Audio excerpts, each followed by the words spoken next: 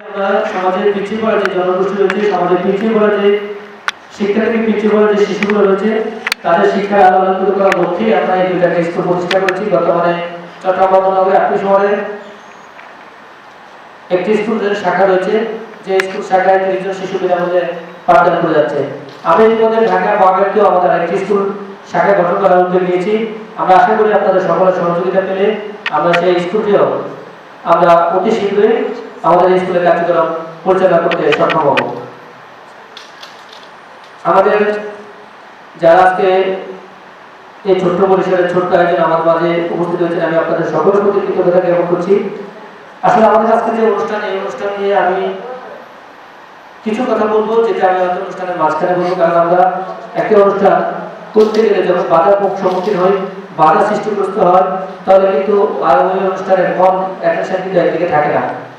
আমরা সবসময় আজকে এই অনুষ্ঠান করতে গিয়ে কত বাধা বিভক্তি, কত রকমের ঝামেলার সৃষ্টি হয়েছে। আজকের অনুষ্ঠানে আমাদের অতিথিদেরকে নিয়ে, আমাদের সম্মানিত পার্টিসিপেন্টদেরকে নিয়ে অনেক ষড়যন্ত্র হয়েছে। বিভিন্নভাবে অনুষ্ঠানকে বানচাল করার জন্য, অনুষ্ঠানকে বিঘ্নিত সৃষ্টি করার জন্য বিভিন্নভাবে পায়চারা করেছে আমাদের অনুষ্ঠানকে বিশৃঙ্খলা করার জন্য। কিন্তু কারা কেন করছে, আমাদের কাছে সতর্ক আছে। আমি এই বিষয়ে এখন বলে আমি সময় লস করবো না। আমাদের সম্মানিত অতিথি আছেন, তাদের কথা আমি শুনবো। আমরা আজকে শুধু এশিয়ান নারী শিশু অধিকার ফাউন্ডেশনের নবম যে প্রতিষ্ঠাবার্ষিকীতে আপনাদের সবাইকে শুভেচ্ছা জানিয়ে এবং আপনাদের কথা আমরা শুনবো। আমরা কিভাবে এই 9 বছর আগে আমরা অনেক ভুল করেছি সম্পন্ন করতে গিয়ে, অনেক কাজ আমাদের আপনাদের গোচর হয়নি, বা আপনাদের অনেকের মর্মাহত হয়েছে, বা আপনাদের সংগঠন যারা আমাদের সাথে নিবদ্ধ ছিল তাদেরকে হয়তো পর্যাপ্ত মর্যাদা আমরা দিতে পারি নাই, পর্যাপ্ত মূল্যায়ন করতে পারি নাই। আপনাদের সেই সব মূল্যায়নের কথাগুলো আজকে আপনারা আমাদেরকে বলবেন, আমরা শুনবো।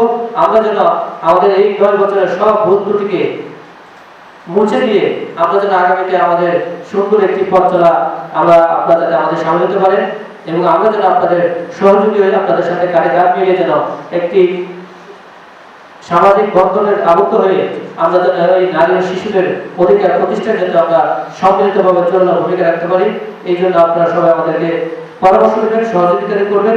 এই সহযোগিতা এবং পরামর্শ নিয়ে আগামীতে আমরা বাংলাদেশে সুবিধাবঞ্চিত নারী এবং শিশুদের অধিকার প্রতিষ্ঠায় আমরা অগ্রণী ভূমিকা পালন করতে সক্ষম হব, এই আশা ব্যক্ত করছি। পরিশেষে আমরা এশিয়ান নারী ও শিশু অধিকার ফাউন্ডেশনের নবম প্রতিষ্ঠাবার্ষিকীতে আপনাদের সবাইকে আমাদের সংগঠনের পক্ষ থেকে আন্তরিক শুভেচ্ছা অভিনন্দন জানিয়ে আমার এই শুভেচ্ছা বক্তব্য এখানে শেষ করছি। আসসালামু আলাইকুম।